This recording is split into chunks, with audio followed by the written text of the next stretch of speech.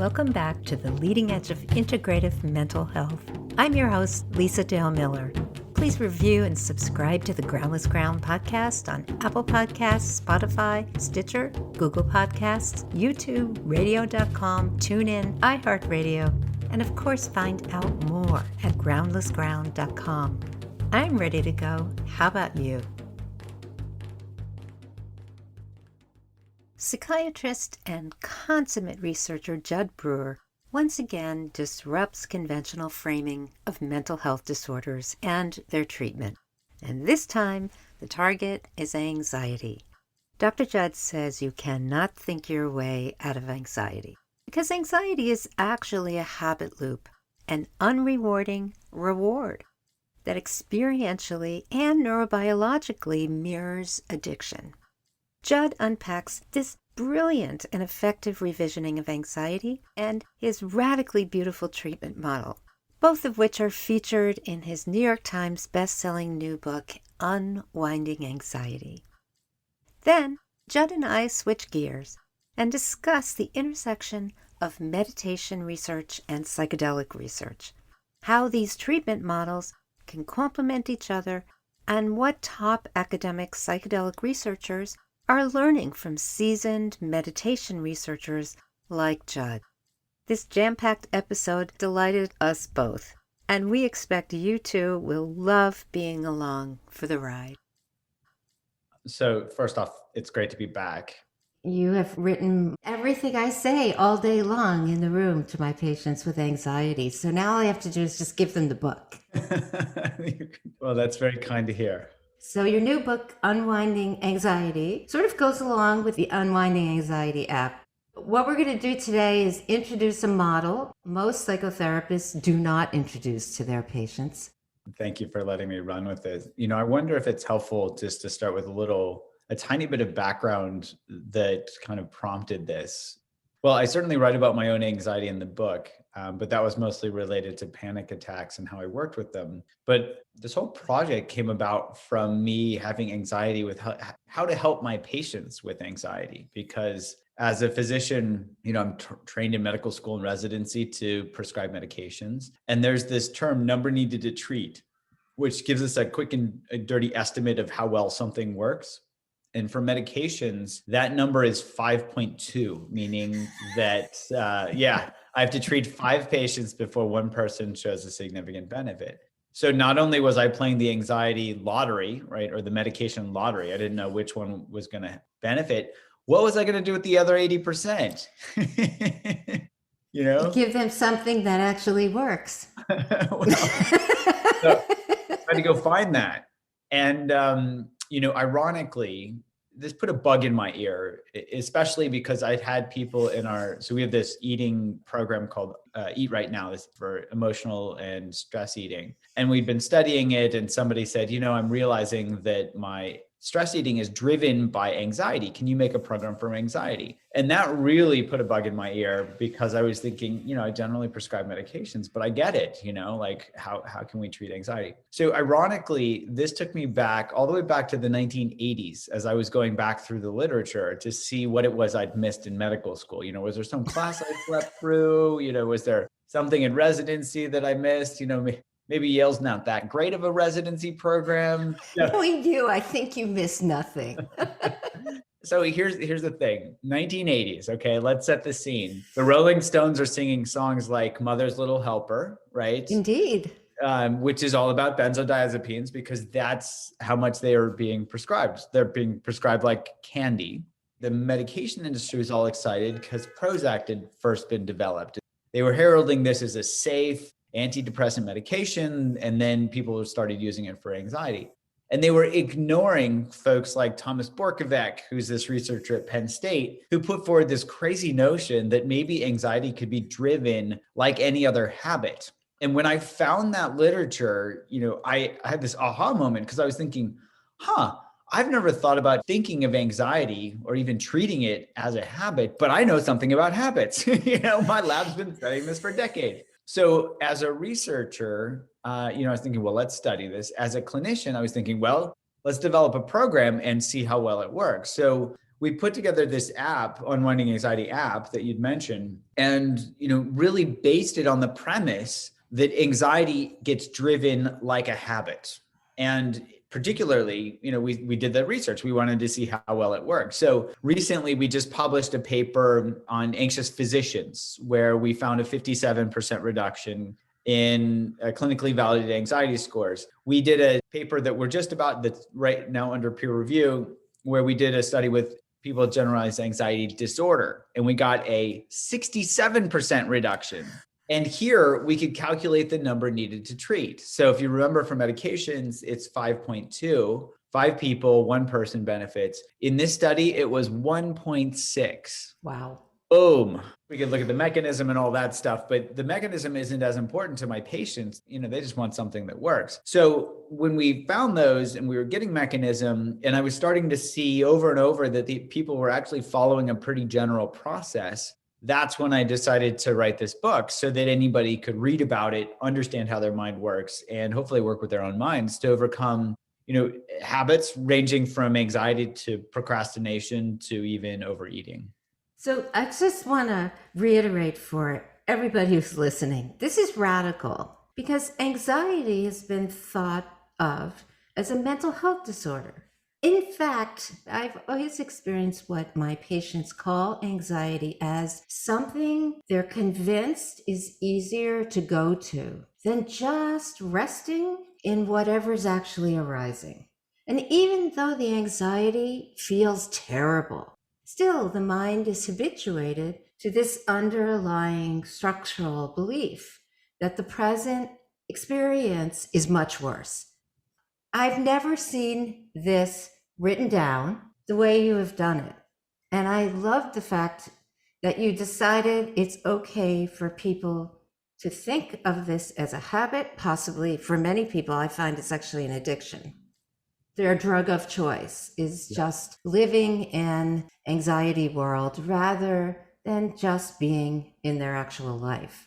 Yes. Well, there are a number of things there. One is I share with you this sentiment around mental disorders. The only condition I see that's out there that is absolutely true and accurate is one, I heard this joke, and it's called the human condition. And it's a condition that we all share. And everything on top of that is just, trying to explain experience. And it's helpful to know the commonalities of the human condition. So if we look at addiction and we look at anxiety, there are commonalities there where that feeling of restlessness, that urge to do something, you could say, oh, are you feeling restless? Do you have an urge to do something? And somebody could say yes. And you wouldn't know if they were talking about an addiction or if they were talking about anxiety. So we really need to talk about the reward system, which again is radical, right? Here we are talking about anxiety and we're talking about the reward system and a need to fix. Mm-hmm. So what's rewarding about anxiety? I hear this all the time as people start to go through our program because they think, there's nothing rewarding here. I know my patients get very mad when I say to them, seems like you get a lot out of this. They're like, what are you talking about? So if you look back at Borkovic and others' work, they highlighted a couple of aspects of experience that I think we can all relate to. One is that anxiety is driven as a habit through the mental behavior of worrying. So worry is part of the definition of anxiety, the feeling of worry, but it's also a mental behavior. And the feeling of worry can drive the behavior of worry, where we start worrying. And then that can actually drive reinforcement learning, where it feels rewarding to our brain at least, and then perpetuates more anxiety. So the next time we get anxious, we worry. I'll give a concrete example. If there's a parent, for example, that has a teenager that just gets their driver's license and they go out with their friends, for the first time. The parent is sitting there at home. They can't be in the car with them because their kids do not want them with them in the car. And so what does the parent do? Well, they start worrying. And that worrying happens because it gives them a feeling of control. Even though it's not rational, it's better than doing nothing. So at least I'm sitting here worrying rather than not worrying. So that's one thing that's been shown. Another is that worrying distracts people from negative emotions that feel even worse than worrying. So for example, fear or anxiety can feel worse than worry, Worry feels less bad. So it gets what's called negatively reinforced, meaning it helps distract or makes something unpleasant go away. That's where negative reinforcement works. So there's another piece. One other piece is, especially if we worry a lot, we worry about some problem. And then we come up with the solution to the problem. And our brain makes this false causal connection that because I worried, I came up with the solution. That is absolutely not true. Worrying makes it harder to come up with solutions. It makes it harder to think. And two, it's just a correlation, not a causal connection. And if somebody's worrying all the time, they're going to start attributing everything to worry if they really look at it carefully. And so if we come up with a solution occasionally, and we associate that with worrying, our brain learns, oh, I should worry more because that'll help me come up with a solution. So those are three big things that contribute to these rewarding qualities of worry. But I think as you're pointing out, if we really pay attention to the direct experience of worry, it doesn't feel good. And that's the key first step in helping us step out of the worry habit loop. Which is interesting because I remember years ago when you and I were talking about addiction, particularly cigarettes, that sentence came out of your mouth, literally, about, well, if people just pay attention to what it feels like when they smoke. I'm having deja vu. Yeah. Well, it's a nice thing about this is the system is very simple. So if people remember nothing else from listening to this, step one, awareness. Step two, awareness. Yes, but it's a very particular kind, which we are going to get to. We do not talk in generalities, you and I. We're very specific about these things, right?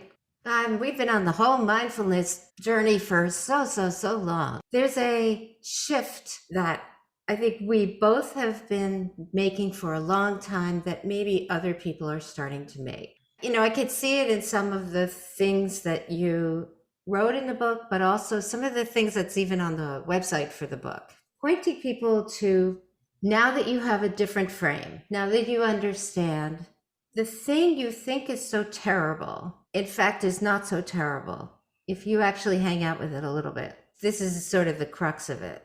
There's another point that I like to make with my patients, which is anxiety is not fear. Human animals, when they're in fear, we have a fast system, which is completely somatic. It is totally under the hood, and it will take care of us should we be in a truly dangerous situation.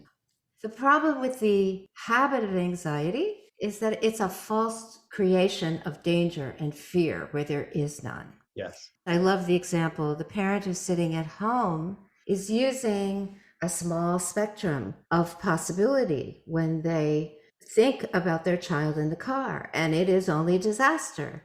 But in fact, the way life really is it's this infinite spectrum of experience. And that could include the child having the greatest time of their life. How many parents sit at home seeing their child driving well, having an awesome time, feeling empowered? Not too many. Yeah.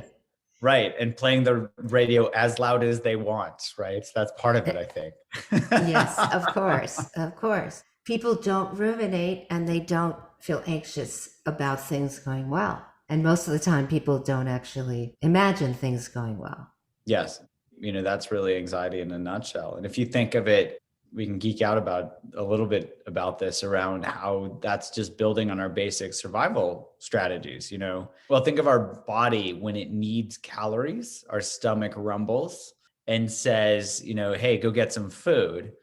Well, our prefrontal cortex works the same way. When we don't have information, you know, for example, the parent doesn't know if the child is safe or not.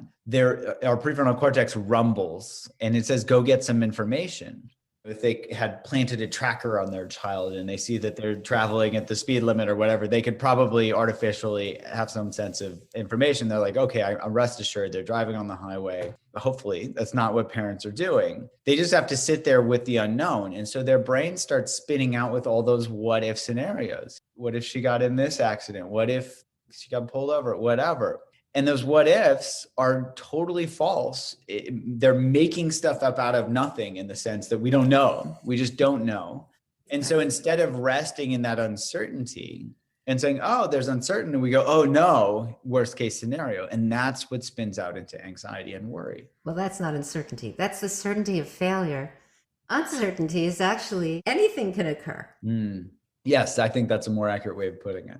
So now we're really going to break the mold here for treating anxiety. It's not that hard because, I just love this in your book. You go right for the power of prosocial mind states and how when we say awareness, the two of us, we actually are pointing to these prosocial mind states, which are innately occurring within awareness. So have at it, Judd. I love the way you frame that. Let's build up to that. So talking about the reward system a little bit more, the basic idea there is that we're going to keep doing a behavior as long as it's rewarding for us. And we also keep doing habits, regardless of how rewarding they are for us right now, if we're purely doing them without awareness, because we've set some reward value for that behavior in the past, and our brain says, no, don't even think about this one. It's good. And habits are helpful in the sense that they help us function, right? Imagine having to relearn everything from tying your shoes to walking to putting on your clothes to whatever.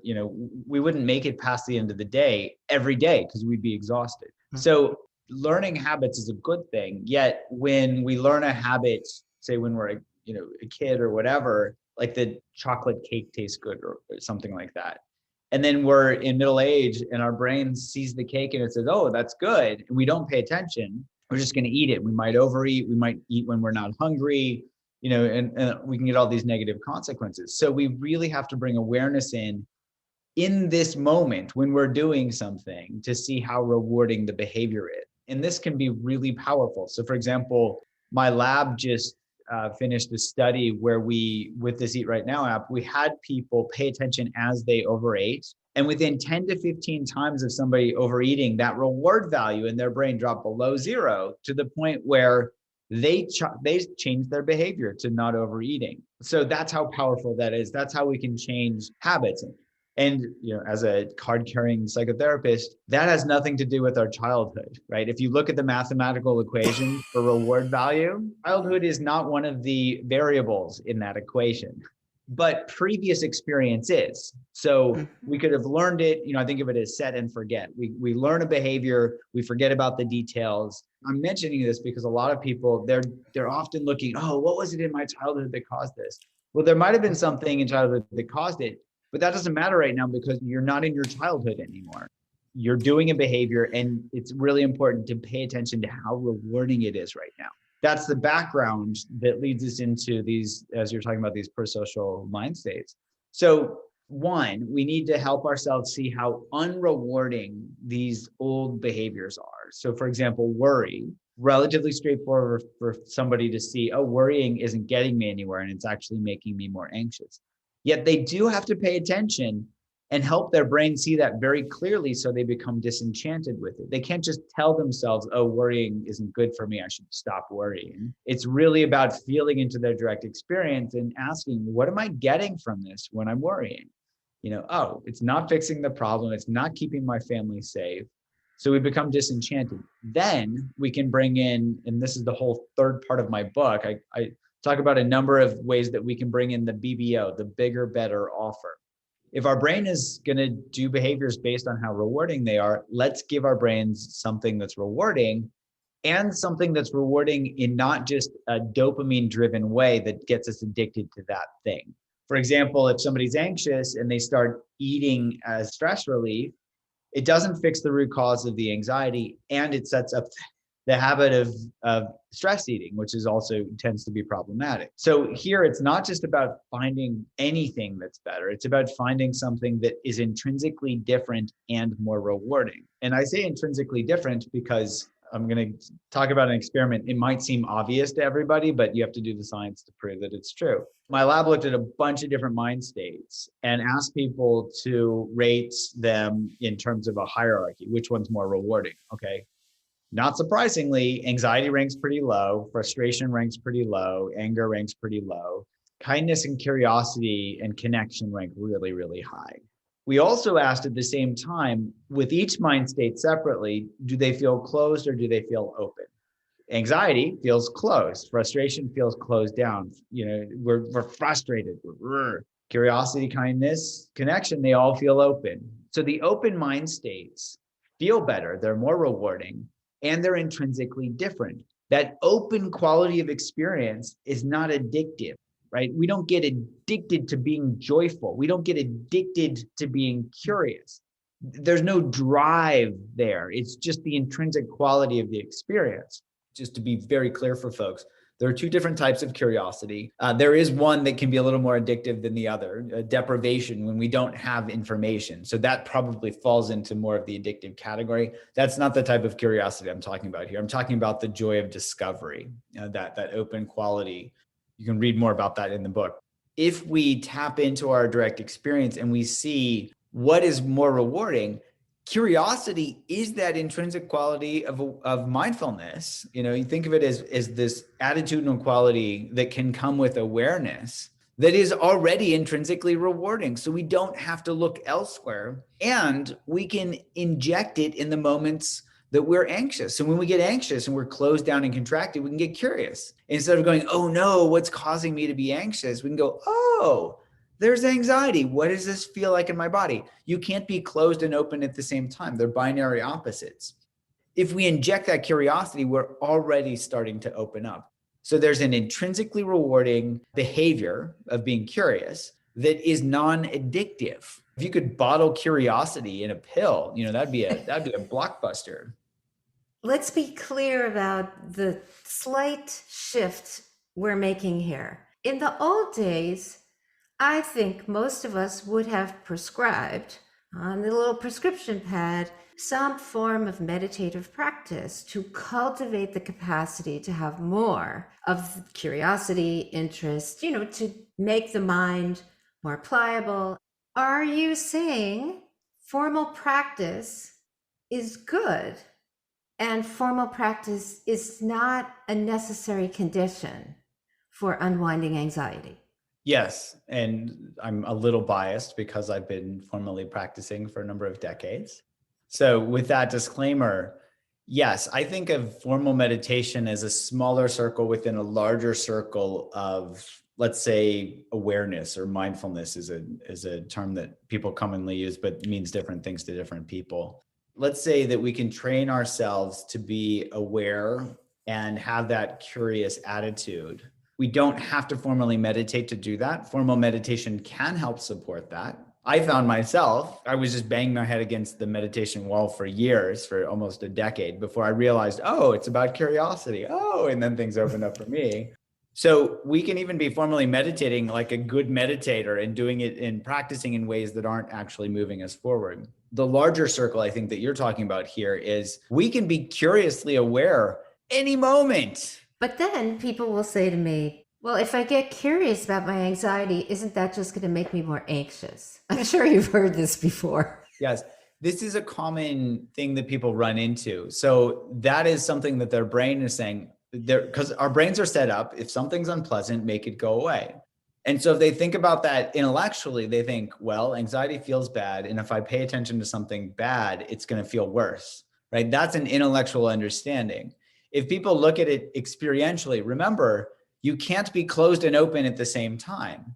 So if they actually try it and they get curious, oh, what does this anxiety feel like? Already they're opening up because that curiosity is there in that moment. So I would say they've got to try it out and see, and if they feel like, oh, I'm just noticing more, strong sensations, that's where they can get even more curious. Oh, well, what about this experience is actually anxiety? Because anxiety is a concept, right? Is it the tightness? Is that anxiety? Is it the burning? Is that anxiety? Is it the heat? Is that anxiety? Is it the restlessness? Is that anxiety? And then get curious, like, okay, what are all the different sensations? They can approach it like a scientist and say, okay, what is the necessary and sufficient ingredient in my experience for anxiety? Oh, wow, these are just experiences. And every time I look at them, they kind of change. That's kind of weird. Whoa, oh, these are just physical sensations. Oh, these are just thoughts. Oh, wow, Well, wait, what was the question? What's anxiety? Oh, I don't even know what it is. It's just experience that I'm experiencing. Okay, let's just go back to the brain though. So this thing that you just described, Yeah. that process is a switch from a particular set of brain networks to a completely other set of brain networks.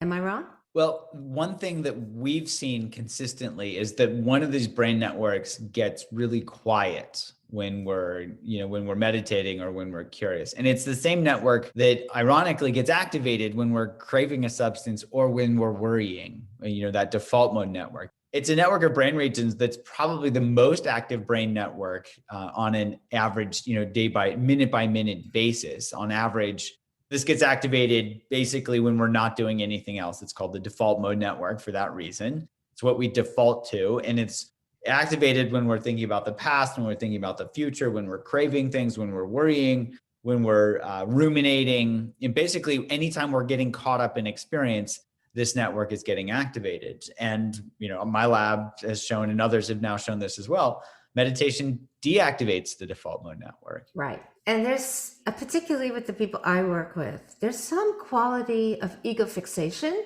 that occurs with anxiety and rumination that does not occur when even the phenomenological aspects of the anxiety, the thoughts themselves, when the viewer or the experiencer, let's just say it that way, shifts out of the reified ego position and comes into a phenomenological stance with the phenomena of what anxiety is in the mind, there seems to be a dramatic break in that quality of fixation that is so much what the habit cycle is about. Yes. And I think even in the terms, fixation and reification, fixation feels like we're holding on to something, right? We're grasping. That fixation is a felt experience with anxiety, and I've had people say they were so identified with anxiety. One person said, I feel like it's deeply etched in my bones. That's how fixated that person was with being an anxious person as compared to, here are sensations that my brain interprets as anxiety. Those are radically different things. And one gets us stuck where we're just going to continue reifying it when we're identified with it. And the other, the phenomenologic experience, observing it, being aware of it, helps us see that this is actually a constantly changing thing. My experience is constantly changing. Right. Can we still point our finger at the PCC? Because I'm noticing some of the psychedelic researchers pointing their finger at the PCC. It is. And interestingly, when we published our first paper in 2011 on showing that experienced meditators decrease PCC activity and change how it talks to the rest of the brain, several months later in the same journal, I think this was the Proceedings of the National Academy of Sciences, that Robin Carhart Harris published his first paper on psychedelics and found that psychedelics deactivated the default mode network in the same way that we had found that experienced meditators deactivate this during meditation. So, we got into conversations and with other like David Nutt and Roland Griffiths and, a lot of folks who are doing psychedelic research. And it seems that you can think of these psychedelics are described as mind expanding because we've been talking about contraction versus expansion. And so if you think of meditation as helping us not be identified with things, as that identification starts to dissolve, as the expansion starts to happen when we're curious, you can think of psychedelics as being that hand grenade you throw in the brain and it kind of blows things wide open. So the experience of, totally mind expanded, whether somebody's on psychedelics or whether somebody's truly resting in awareness where there's just awareness. They're not even sensing a boundary between self and other. The phenomenologic descriptions are 100% aligned. It's just a matter of whether it's using your own awareness and your own experience to experience that versus having a psychedelic do it for you. Just so people know, in the book, you actually deliver some of the tools that are delivered in pretty much all the apps that you've built, but specifically for anxiety. So we should be really clear that this is not just didactic material about a completely different way to look at anxiety. It's here's what you do and go do this thing. Yes, I got a little nudge. My first book, The Craving Mind, somebody had written a 3-star review on Amazon saying, it's this nice information. Basically, I want a cookbook. And at the time that I wrote the book, I was like, oh yeah, that's a good point. And so, multiple years later, after doing a bunch more research and a bunch more clinical work, I wrote this book as thank you for the prompt, Amazon reviewer. There's a little bit of science in there that explains why we're doing these things, but it's really set up as a pragmatic 3-step process for anybody to use. People might be surprised we're about to shift gears, but I have great context for this. So you and I have been attending a conference. Gosh, it's got to be almost 20 years now at Harvard. I guess it's still called Meditation and Psychotherapy. I'm not exactly sure why it's still called that, but we've been attending these things for 2 decades or so. You're going to be presenting this year, and you're not going to be presenting on meditation or anxiety. You're actually going to be presenting on psychedelics. To be clear, I'll be presenting on the parallels between meditation and psychedelics. So yes, I have not done the psychedelic research myself, but have served as a consultant on some studies and also have not only kept up on the literature, but had very good, fun, in-depth conversations with the researchers that are doing that work. And so there will be other folks presenting on the specific psychedelic work. That's their lane.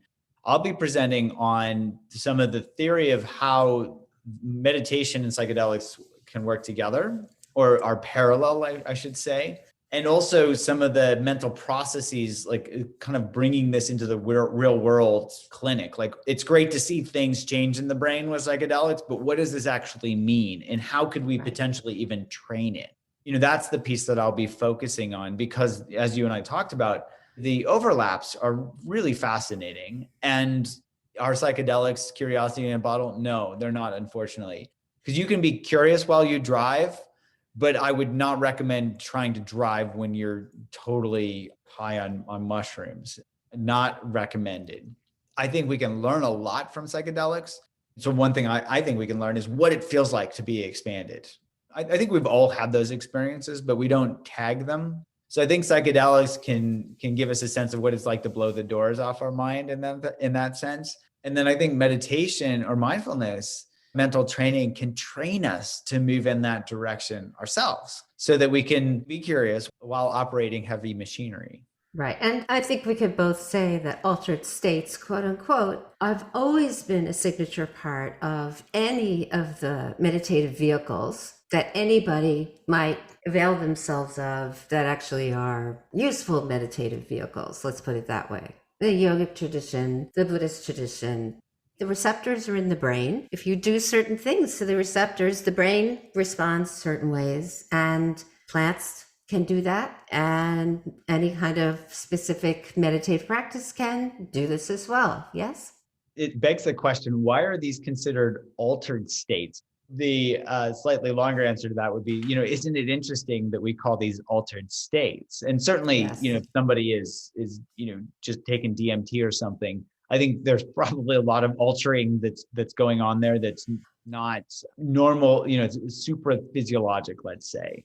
But here it points to how, we've got these receptors. This is something that we can tap into ourselves any moment, and we can even train it. We can train ourselves to be continually moving in that direction of awe and wonder. I saw Roland Griffiths give a presentation yesterday at the NIH. It was an excellent presentation. And one of the studies that he showed was the use of psychedelics with depression treatment for patients who have depression. And they did it a really interesting way. They did the psychedelics right away, and then they gave them, some kind of cognitive behavioral treatment for depression afterwards. And then they switched it around, and they did the cognitive behavioral treatment first, and then they gave them psychedelics. The question they were answering was, which is better? Which do you think is better?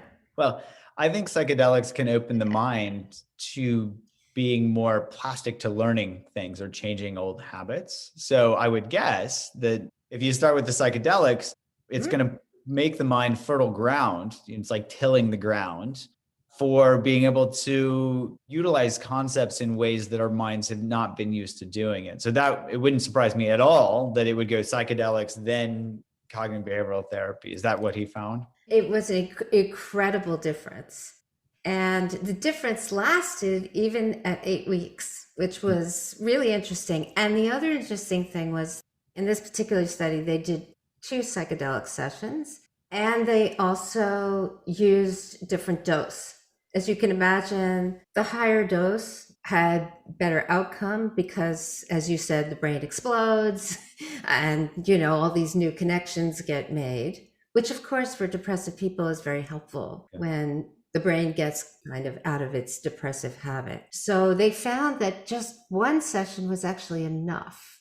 They didn't really need the second session at all. And this to me is very interesting because I have a little bias. I can actually see the usefulness of 1 session to allow some experience and a shift that you might not be able to get some other way, and then apply other kinds of tools that you and I are used to offering people. In fact, the same set of tools that you describe in Unwinding Anxiety, which would be the perfect intervention to give, don't you think? Yeah, I've had a number of discussions with Roland about this. The conventional approach right now is cognitive behavioral therapy. But I keep saying, Roland, what about, bringing some mindfulness training in after psychedelics? Because it's more aligned experientially. It's not just doing cognitive things.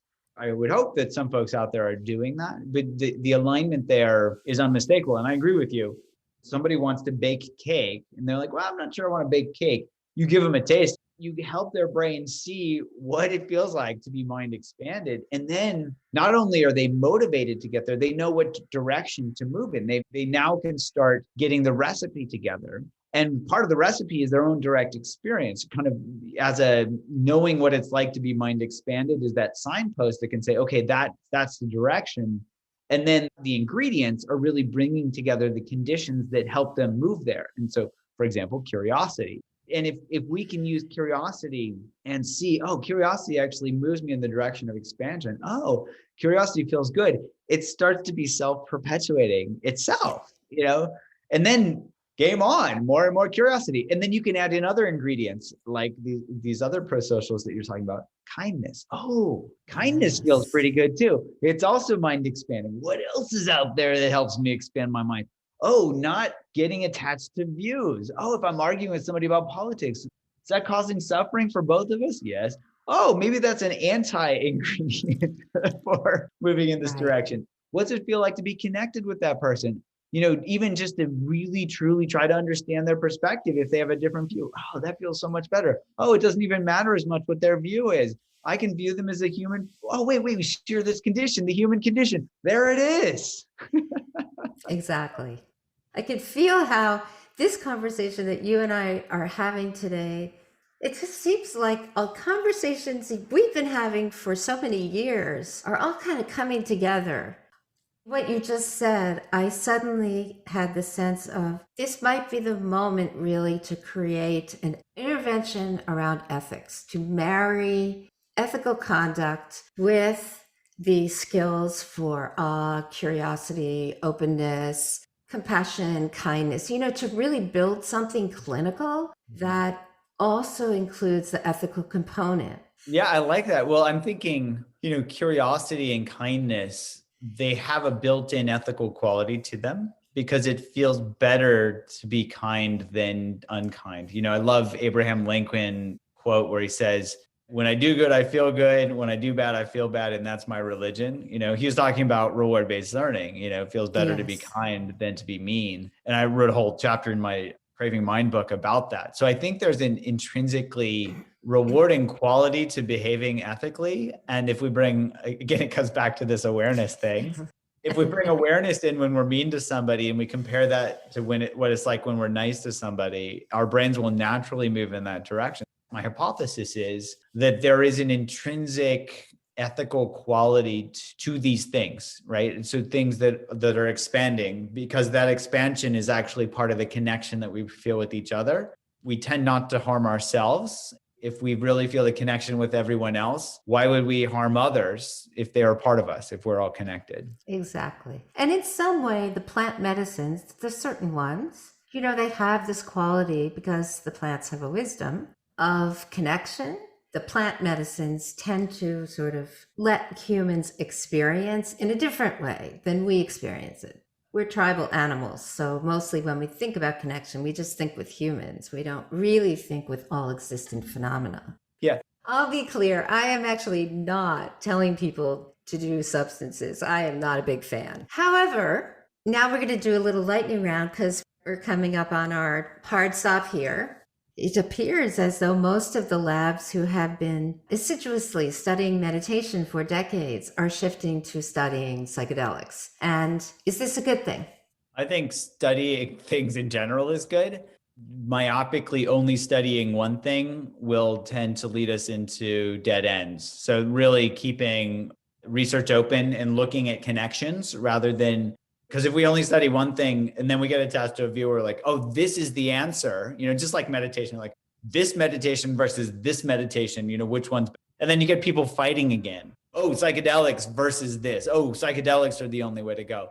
It's really about looking at the whole picture and saying, well, how do all of these things fit together? And what's the most pragmatic way forward? And I think the more we know about how all of these things work, the more we'll be able to weave these together and see, oh, maybe having somebody do a psychedelic session and then start meditating, for example, is the way to train this. And we can see mechanistically how this works. And then we can look at the outcome. Great. Should MDs be the only providers of psychedelic therapies? I don't know about what it's like in Rhode Island, but I can tell you here in California, it's the Wild West out here. It's horrible. The cat's out of the bag. Well, that's a great question. David Nutt was fired from his job at some high level government job in the UK after doing a government report that he was told to do, which is to categorize the addictive quality of a bunch of different things. And what he found was that psychedelics were one of the least addictive substances on that list that he was supposed to study. He did a very accurate, very careful study, and then he got fired for it. So here, I think we're starting to learn a lot more about what are the risks and benefits, for example, of psychedelics. I think there's a lot more work that needs to be done. You think of prescribing medications, they get FDA regulated when there's some danger there. When you've got to look at side effects, you need to look at interactions with other medications. When there's specific medical conditions that they can be prescribed for. I'm thinking about, why I would prescribe a medication versus something just being available over the counter in the pharmacy. I'm going to guess psychedelics aren't going to fall within the typical physician's going to prescribe this, because just as important as the psychedelic itself is the set and setting. And so it's not just, here's a prescription, go get some mushrooms and have at it. It's about, I'm going to refer you to this clinic that is licensed, provide psychedelic therapy because they've got trained trip sitters or whatever they're going to be called. Mm-hmm. That's going to be as much of the formula as just the psychedelic substances themselves, because psychedelics have been around much longer than most other medications that are currently being used. So their safety profile has already been established. So it's really going to be about, well, what are we talking about and what indications and what's the safest way to have people use these so that they're having a beneficial trip as compared to a crazy trip? And what's the best way to maximize the utility of it? And I don't think that's just going to fall within the prescription pad. Okay, then I'll ask it differently. Should MDs be the only providers associated with clinics? Yeah. Should doctors take this over and oversee how these therapy sessions are essentially delivered? Because, right now, for those of us who are psychotherapeutic providers, there's nothing we can do. We can't tell anyone to go anywhere. Yeah. We can only say, you can find a study. Yeah. So even if we thought someone was appropriate, we can't do anything about it. Yes, it's unfortunate. And I think that is going to change. I don't know when, but certainly people are working to advocating for that. So I would say anybody listening that's interested in the stuff, advocate for these things and follow the science. The NIH is now interested in this stuff. I would say it should fall under the supervision of people who not know what they're doing. So if you just say, okay, physicians, you oversee this stuff, I'm not sure that the physicians would know exactly what to do. This is not under the standard purview of what we've learned in medical school. And so if somebody's having a trip as a physician, you're like, it seems like they're tripping, you don't need to have a medical license to determine whether somebody is safe, whether somebody's in safe confines, whether somebody's having a good session. That's probably, and if you look at the scalability of things, one, there's already a huge shortage of physicians. So, having them add this to a physician's repertoire, I think is probably not the way to go. Training people, and then the more experience somebody has doing that type of stuff, the better they're going to be. So this is going to be driven a lot by people's wisdom. The more experience somebody has, either trip sitting or supervising, the more valuable they're going to be. And then hopefully we can find standardized ways to train people and scale that as well. Like anything new, it's just going to take some time to figure out exactly what the parameters are. I like to think that some physicians are open-minded, but a lot of folks, they kind of get locked into their practice and then they just go. There might be a lot of physicians that just aren't open to this stuff, even if the science is saying this is better than X. If you look at antidepressant medication, for example, I don't know what the current studies are, but let's just say our current treatments lack something. But I'm sure you saw Robin's study that came out in JAMA.